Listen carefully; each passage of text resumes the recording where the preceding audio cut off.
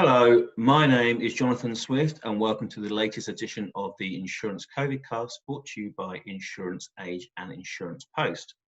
Well, you might have thought we'd had the last word on the 2020 Insurtech 100, brought to you by Insurance Post and Sonr Global, but that is not the case. Because today, I'm delighted to say, I'm joined again by Sonr's founder and CEO Matt Connolly to talk to the CEO of the #2 ranked Insurtech globally, WeSure's Alan Lau. Welcome, Alan, and welcome, Matt. Thanks for having me. Thanks, Rusty. So, Matt, perhaps I'll hand the baton over to you. You can get the questioning started. Good man. Alan, can you explain to the viewers the origin story behind WeSure and the relationship with Tencent and WeChat? Sure. Tencent is one of the largest internet conglomerates in the world, and it has a range of functions in China, ranging from social media to games to finance. There's about 800 million users that use WeChat Pay on a daily basis. And on that platform, a number of finance services are being offered, from wealth management to microloans. And it's around 2016-17 that Tencent started looking very intently into insurance and felt that's an important service to add. So, that really was the genesis of WeSure. So WeSure is the first majority-owned and official internet platform under Tencent. We live within the WeChat ecosystem. So, for anyone that's in China, if you open WeChat and you click into the wallet, you will see WeSure alongside a number of the finance services that I mentioned just now. So right now, WeSure had around 100 million registered users, and we insure over 40 million users right now. Wow. And what makes WeSure so different to the traditional insurance businesses in China? Yeah. I guess we're different in that we don't have any agent. We are purely online. But contrary to people believing that, well, that might mean that I don't get any service, actually, that appeals to a lot of netizens in China that are very confident e-commerce shopper. As you know, both e-commerce and digital payment penetration are very high in China. And a lot of people, especially the core insurance demographic, people in their 30s, have 10 years worth of shopping experience online. So, when it comes to financial services, even insurance, for them, it's just adding one more product category. And I think as long as we make it simple and relatable, then people would buy. And that certainly seems to be what we have seen in the very short history of WeSure in the past 2.5 years so far. So, Alan, this is a question we've been asking to kind of all the Insurtechs we've been talking to, but how did WeSure respond to COVID-19 operationally? Yeah, we started monitoring the situation since early January, and of course now it's a known fact that on January 20th, one of the leading experts, Zhong Nanshan in China, announced from his trip to Wuhan that there is human-to-human transmission. Right after that, the next day, we upgraded all of our medical coverage product with hospital cash tied to COVID coverage. And over the next month, we actually launched quite a number of COVID coverage that has been taken up by about 15 million people, ranging from general public to specific segments like doctors, journalists, and volunteer workers who are really at the front line, making a lot of contribution to fight the pandemic in China. So the numbers you're talking about there sound quite spectacular. Did you see take-up of insurance decline, stagnate, or stay the same during the pandemic?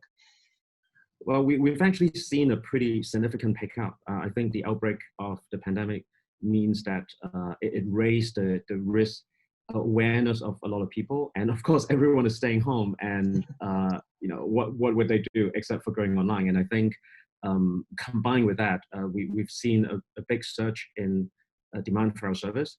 So we've added 25 million active users during the pandemic period, and we've seen a general increase in health insurance. Our quarterly number, just to give you a sense, I mean, Q1 versus Q4 last year has doubled. So that is an indication of the big surge in demand that we've seen, particularly in health coverage. Yeah, can I ask, has the age demographic stayed the same in terms of the people buying insurance?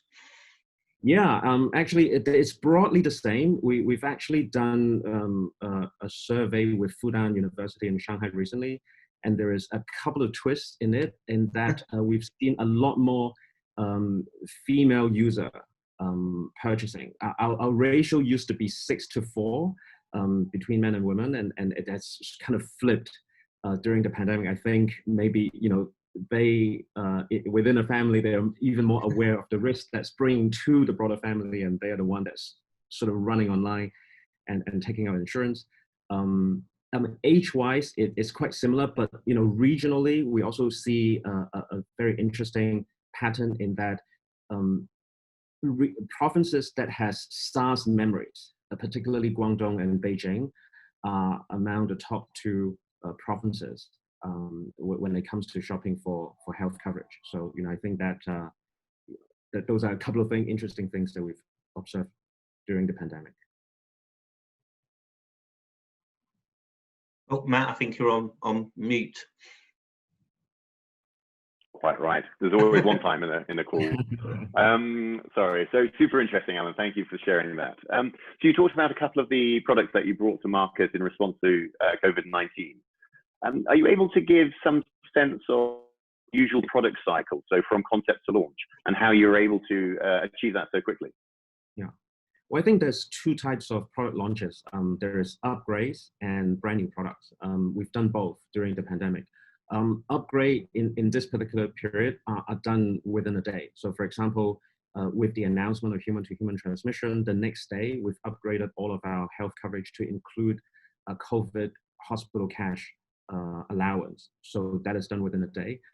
For new products, it is done anywhere from a day to 3 days. I mean, it is very urgent, and because all this happened just before Chinese New Year, when everyone has left Shenzhen, which is our headquarters. So when we are trying to put together this new product, basically we have teams from 17 different cities across China, all working remote and piecing together everything from product terms to UI design to marketing and PR. But I think we all realize the responsibility that's been placed on us. We have the access to the market, and hopefully through WeSure as a platform, we can launch these type of services to those that really need it on the front line. And I think this is the required speed to compete in China internet in some ways. We also launch, in addition to what I've mentioned, the upgrades to existing product, and also the specific sort of demographic medical coverage that we've launched. We've also done something for the small, medium enterprise segment, because these are critical to the Chinese economy, as I'm sure you've read, but they're very vulnerable because, if they stop working, there's no income, right? And they usually tend to be couples, so husband and wife teams, right? So we've launched in a couple of, so basically in early February, we've launched the SME coverage, where we cover both. We covered the couple, and basically they would get 100 RMB compensation for every day that they cannot open shop due to the pandemic. Wow. So there's lots of talk, Alan, of in the insurance community about the importance of customer experience and engagement. How do you measure customer satisfaction? I mean, how do you know that your customers are satisfied with the WeSure products that they have? Well, we have regular survey of customer satisfaction that usually put us above 95%. But more interesting for us, we look at more real-time data. So just to give you an example, 80% of our buyers come back at least once during the first month after they've made the purchase to learn, to use, and to engage with what they have bought from us. We do realize insurance is very low frequency, so we also try to have adjacent services to deliver more value, even when they're not sick or they're not making any claims, right? So I think for us, that is a key part to deliver customer experience, because indeed a lot of insurance is covering risk that had a range of probability. So we want people to experience our service and product, even if they're not making claims. So just to give you an example, we have something called WeFit, which basically is a walk and earn program. And during the pandemic, we've actually inject a lot of health management elements into it, like they can set exercise target, BMI target, sleeping hour target, and we've seen a 50% in uplift. So we're trying to deliver experience not just in insurance, but also in adjacent services as well. And is that, so I had a question for you, Alan, which is around where you see the growth opportunities. Is it in those services, or the wider opportunities, whether that's through other products, through other geographies? Yeah. Where do the opportunities lie? While China is already, sorry. No, so my question to you is where did the growth opportunities lie for you? Yeah. China is actually the second largest insurance market in the world already, but penetration is still very low. So we see the biggest opportunity still in the mass market, and especially in health coverage. I think WeSure and Tencent has a unique opportunity and advantage in that we have a low cost to serve and reach a lot of users. Right now, health coverage in China is one of the broadest in the world, but it's actually very shallow. So if you're down with a big illness, then a lot of people cannot afford it. Just to give you a stat, 40% of people that enter poverty happen because there was someone in the family that got ill, right? So what we are focusing on is providing that health coverage for the mass and trying to add service to it as well. Because sometimes when you're really ill with something serious, it's not about the money. So what we do is we actually help people. For example, if they're down with cancer, we help our insured user make an appointment with the right specialist as well. So I think what we're trying to do is to combine claim that is financial compensation, but also services, which is what people really need. And Alan, you've already mentioned WeFit and how WeFit has taken off during the pandemic. How does that fit in with your overall product set? Because I suppose it's like an adjunct to insurance, isn't it, really? And do you see doing more of that, maybe? Yeah, I think, again, it goes back to our realization that while insurance is a very important financial instrument, it is very low frequency and it is difficult to build engagement. So we try to think of what is the one layer beyond insurance. And for us in health coverage, which is one of our key area, it clearly would be something that is exercise related. So that's why we launched WeFit as a way to engage, but also as a way to acquire users, right?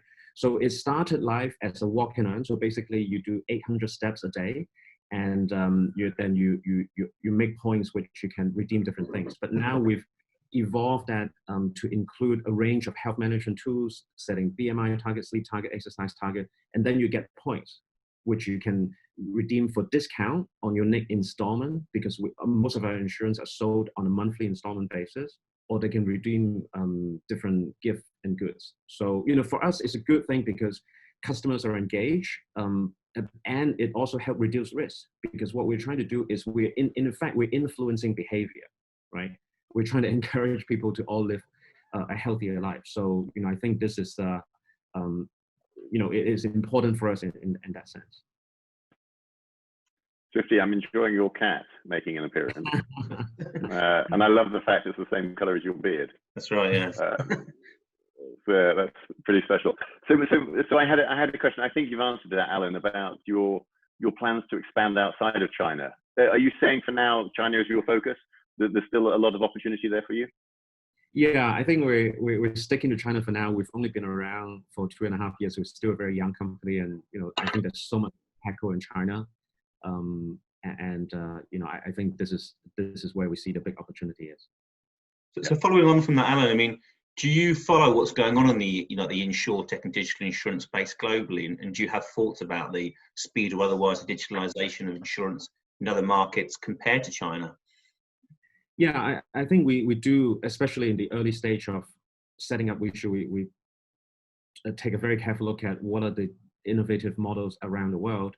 Of course, there are a lot of interesting things happening, but we see most of those are to B rather than to C services, serving the big insurance company, right? And I think the China, when we come back to China,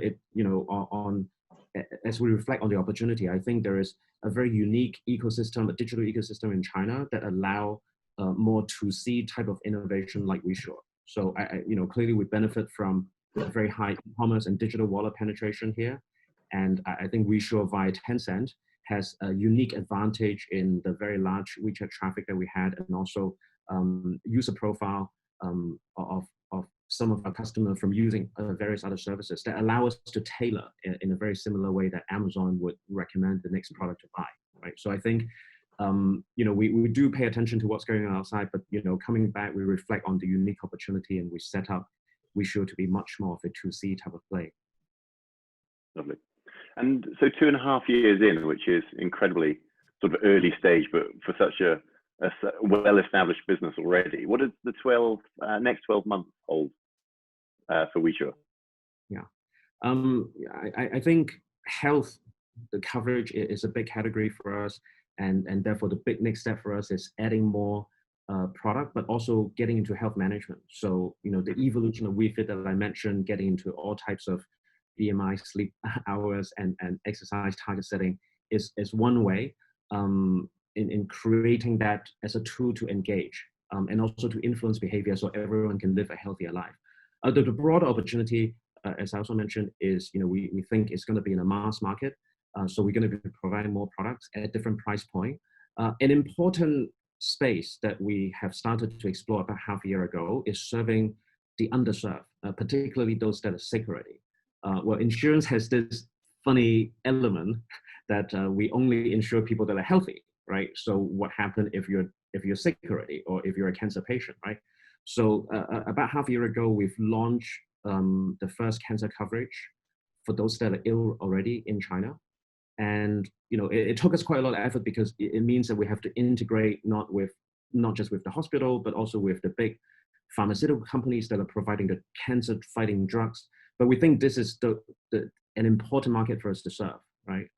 There are 4 million new cancer patients in China every year, and the number keeps adding up. So, and it's a very underserved market in China and globally. So, I think we have the platform and some of the opportunity and the responsibility to do that if we can do that. Okay, Alan, well, I'll say we very much look forward to seeing how you progress over the next 12 months and to see where you finish in next year's Insurtech 100. So thank you again, Alan, and thank you very much, Matt. As I said at the start of this broadcast, this is brought to you by Insurance Age and Insurance Post. If you want to register or subscribe to either title, then please use the banner which is up here. Until the next episode of the COVIDcast, though, it's a goodbye for me, and stay safe, everybody. Cheerio.